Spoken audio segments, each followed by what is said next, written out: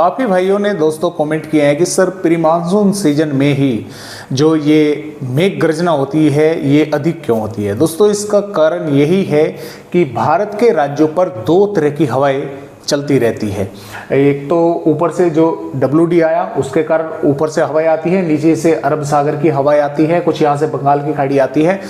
तो कुल मिलाकर बात यह है कि जब दो तरह की हवाएं आपस में टकराएंगी तो मेघ गर्जना अधिक होगी।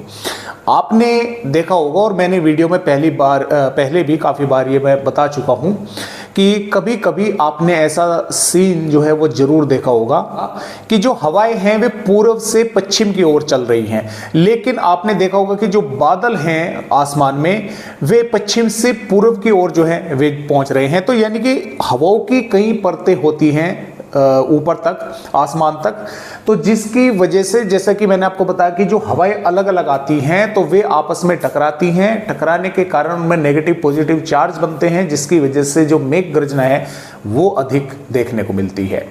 तो इन दिनों में खास तौर से प्री मानसून सीजन में इस तरह की संभावनाएं रहती है। अभी फिलहाल की अगर बात करें तो जो बादल राजस्थान के भागों पर थे वे धीरे धीरे आगे बढ़ रहे हैं, पंजाब के भागों पर पहुंचे, हरियाणा के भागों पर पहुंचे, दिल्ली से होते हुए आपने देखा होगा कि दोपहर तक काफ़ी अच्छी धूप निकली हुई थी हरियाणा, दिल्ली और पश्चिमी उत्तर प्रदेश के भागों पर, लेकिन दोपहर के बाद बादल पहुंचने शुरू हो गए।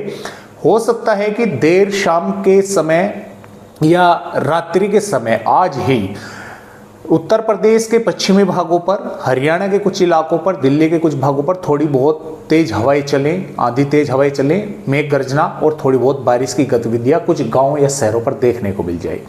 इसी प्रकार 27 मार्च में भी बारिश होने की संभावनाएं बनी रहेगी।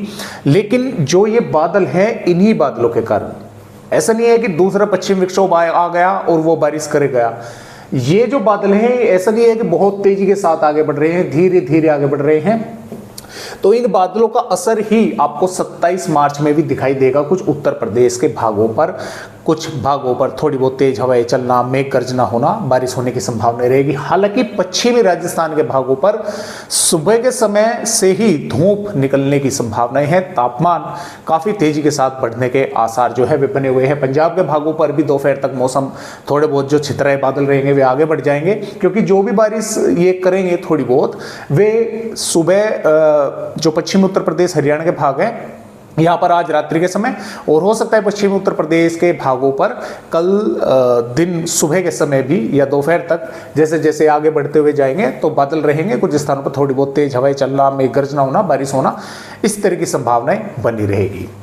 मध्य प्रदेश के भागों पर भी यहाँ पर 27 मार्च से कुछ स्थानों पर उत्तरी भागों पर बादल दिखाई देंगे। हो सकता है कुछ इलाकों पर थोड़ी बहुत मेघ गर्जन के साथ बारिश की गतिविधियां देखने को मिल जाए। तो आइए देखते हैं कि फिलहाल किस तरह से अपडेट है, और यहाँ पर जो अपडेट आए हुए हैं वे भी इसी तरह से हैं। 27 मार्च में पंजाब, हरियाणा, उत्तर प्रदेश, राजस्थान, मध्य प्रदेश के कुछ स्थानों पर बारिश होने की संभावना है। अब इन मॉडलों में दोस्तों एक प्रॉब्लम है, चाहे मध्य प्रदेश हो, चाहे राजस्थान हो, पंजाब हो, हरियाणा हो, उत्तर प्रदेश हो, अगर एक जिले पर भी बारिश होगी तो पूरे के पूरे पश्चिमी उत्तर प्रदेश के भागों को ही ग्रीन कर दिया जाएगा। यहाँ पर ये हमें पता नहीं लग पाएगा कि पश्चिमी उत्तर प्रदेश के आखिर किस जिले पर बारिश है। बस ये है कि हाँ पूरे के पूरे राजस्थान ग्रीन है कि हाँ बारिश होगी। लेकिन अगर एक जिले पर भी बारिश होगी, एक जिले के गांव में भी बारिश होगी, तो चाहे पश्चिमी राजस्थान हो, चाहे पूर्वी हो, चाहे पंजाब हो, तो पूरा का पूरा ही जो है वो ग्रीन कर दिया जाएगा। लेकिन संभावना जो है बनी हुई है, जैसे मैंने आपको बताया कि कुछ भागों पर हो सकती है बारिश होने की संभावनाएं जो है वो नजर आ रही है। और इनमें दोस्तों कलर का भी कोड है, यानी कि ये फीका ग्रीन रंग है, इससे आगे फिर गाढ़ा हरा रंग होता है, फिर फीका ब्लू कलर होता है, फिर गाढ़ा ब्लू होता है। तो ये इन कलरों के कोड ये हैं कि फीके कलर में बहुत कम इलाकों पर कहीं कहीं पर बारिश होने की संभावना है, उससे अधिक गाढ़े पर जो हरा रंग हो जाता है उससे और अधिक इलाकों पर बारिश होने की संभावनाएं बढ़ जाती हैं। फीके नीले रंग पे भी और अधिक, यानी कि 50-55% पर बारिश होने की संभावनाएं बन जाती है जिले के हिस्से में। और जो गाढ़ा नीला रंग हो जाता है तो उसमें लगभग 80 से 90% जिले के इलाकों में बारिश होने की संभावनाएं रहती है। इस तरह से इनके कलर कोड है, जैसा कि उत्तराखंड पर है, झारखंड पर है और पश्चिम बंगाल पर है। लेकिन मैं यहाँ पर जब भी यही कहूँगा कि पूरे के पूरे झारखंड पर है, पूरे के पूरे उत्तराखंड पर है, लेकिन पूरे के पूरे उत्तराखंड पर नहीं होगा, कुछ ही जिलों में यहाँ पर होने की संभावनाएं जो है वो नजर आ रही है। तो आइए देखते हैं कि फिलहाल किस तरह से बारिश होने की संभावनाएं हैं।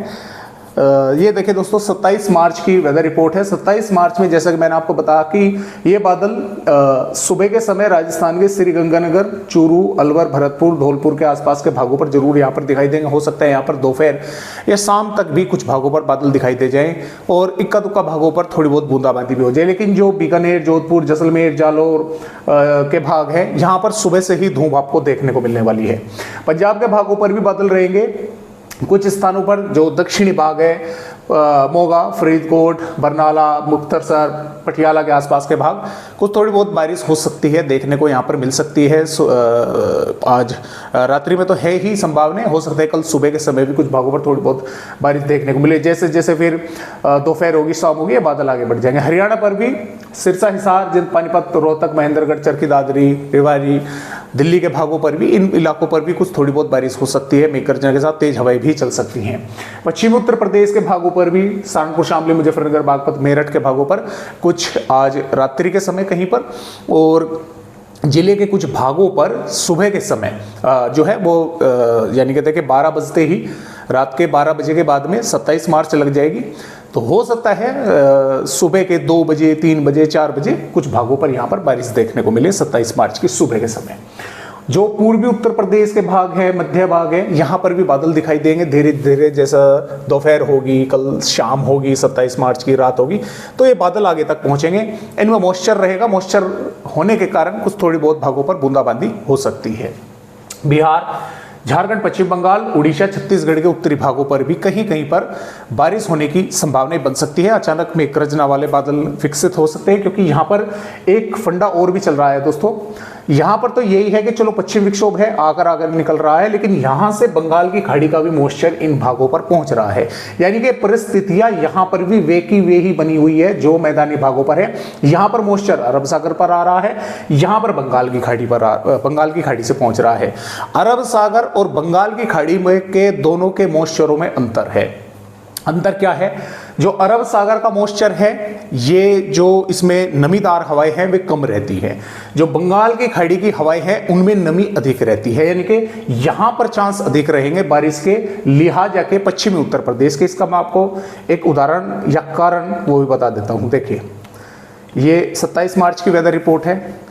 ऑरेंज अलर्ट दिया गया है बिहार, झारखंड, पश्चिम बंगाल, आंध्र प्रदेश, सिक्किम के भागों पर। अब यहां पर ही क्यों आया है? क्योंकि यहां पर बंगाल की खाड़ी की हवाएं पहुंच रही है जिनमें नमी काफी है। अब आने को तो इन भागों पर भी अरब सागर की आ रही है, लेकिन इन हवाओं में अरब सागर की जो हवाएं हैं उनमें नमी थोड़ी सी कम है। इस बार यहां पर मेघ गर्जना होने की संभावना है और यहां पर ऑरेंज अलर्ट दे दिया गया है, यानी कि अच्छी बारिश कई भागों पर होने की संभावनाएं हैं। तो ये आप हमेशा ध्यान रखें कि जो बंगाल की खाड़ी का मॉइस्चर है उसमें जो हवाएं हैं नमीदार, वे काफ़ी यानी कि उनमें मॉइस्चर अधिक होता है लिहाजा के अरब सागर के मुकाबले। आपने ये भी देखा होगा कि कई बार सिस्टम आते हैं जो बंगाल की खाड़ी से उठकर आते हैं, वे काफ़ी प्रभावशाली होते हैं, और जो अरब सागर से कभी कभी सिस्टम बनकर ज़्यादा संभावनाएं तो उनकी ये रहती है कि वे यहाँ से ही बाहर निकल जाएं, लेकिन वे अगर आते हैं तो उनका इतना असर दिखाई नहीं देता, क्योंकि उनमें अरब सागर की हवाएं रहती हैं जिनमें नमी कम रहती है, तो वे इतने प्रभावशाली जो है वे नहीं होते हैं। वो बात अलग है कि कभी कभी काफ़ी मजबूत या ताकतवर सिस्टम जो है वो बन जाता है। तो आइए, ये बहुत बातें हो गई।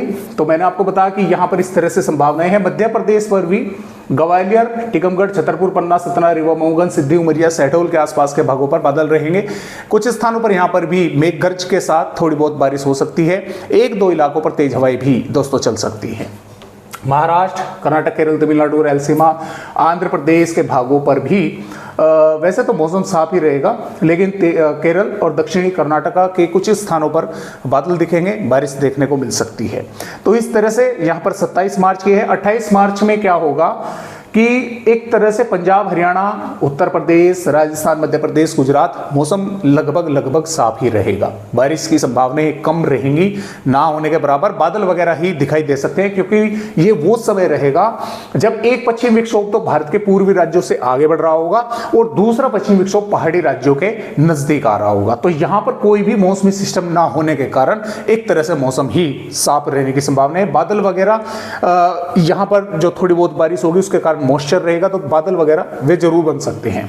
अब 28 माफ कीजिएगा, यहां पर 29 मार्च से नया पश्चिम विक्षोभ के कारण फिर पंजाब, हरियाणा, उत्तर प्रदेश, राजस्थान के भागों पर परिस्थितियां इसी तरह से बन जाएगी। आंधी, तेज हवाएं, मेघ गर्जना, बारिश होने की 30 मार्च में भी संभावनाएं रहेगी, 31 मार्च में भी रहेगी। पहले फिर ये सिस्टम आगे बढ़ जाएंगे, फिर एक तरह से मौसम यहाँ पर साफ हो जाएगा, थोड़े बहुत भागों पर बादल दिखाई देंगे। 2 अप्रैल में भी लगभग मौसम साफ ही रहेगा, हालांकि पूर्वी और दक्षिणी पश्चिमी भागों पर कुछ भागों पर बारिश होने की संभावना रहेगी। 3 में फिर एक और नया पश्चिम विक्षोभ आ रहा है और 4 में फिर उसका असर पंजाब, हरियाणा, उत्तर प्रदेश और राजस्थान के और उत्तरी मध्य प्रदेश के भागों पर दिखाई देने वाला है। तो इस तरह से फिलहाल दोस्तों अपडेट भारत के राज्यों के हैं बारिश होने के अगले आने वाले 4-5 अप्रैल तक। आज की वीडियो में बस इतनी ही जानकारी, नए अपडेट के साथ फिर आपसे फिर मुलाकात होगी। तब तक के लिए नमस्कार।